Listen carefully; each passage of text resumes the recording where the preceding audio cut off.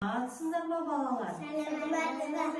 Бүгін сендерге әжелерім келіп, өзінің әжемнің ертегілер жинағын әкеп отыр. Осы жинағының ішінен балалар, бүгін мен сендерге ат пен есек ертегісін оқып беремін. Мұқият тыңдаймыз, жарай ма балалар? Бір кісі ат пен есегіне жүк артып қалаға келе жатады.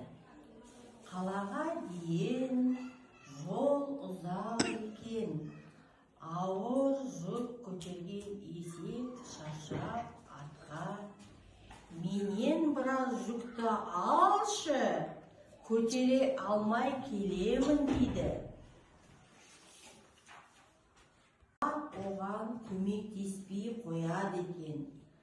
Жолшыбай есектің қалы нашарлап өледі.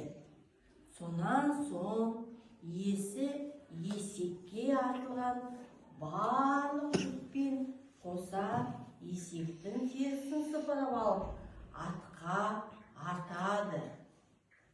Сонда ат: "Бәріне өзім кінәлімін" дейді екен. "Есектің біраз жүгін алсам, бүйтіп қиналмас едім" дейді. Енді міне дейді, есектің барлық жүгін, терісін де өзім арқалап келем деп қалаға дейін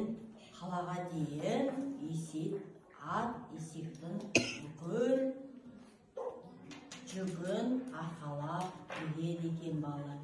Көрдіңдер ма балалар мұны? Есек жат жолда не істеп қалыпты? Жүгін көтере алмай өліп қалыпты, Сол кезде балалар, есек жат жолда не істеп қалыпты? Жүгін көтере алмай өліп қалыпты, Жүгі ауыр болғаннан кейін жүкті көтере алмай есек өліп қалыпты. Содан кейін атқа бүкіл жүкті тиепті да, сол ат бүкіл жүкті қалаға дейін өзі арқалап келіпті. Сол себептен балалар не істеуіміз керек біз? Бір-бірімізге көмек беруіміз керек. Мысалы, егер сендердің қолдарында бір нәрсе тұрса, сол нәрсені көтере аламай тұрсаңдар, не істеуіміз керек? Бір-бірімізге көмегімізді беруіміз керек. Молодцы балалар, жарайсыңдар.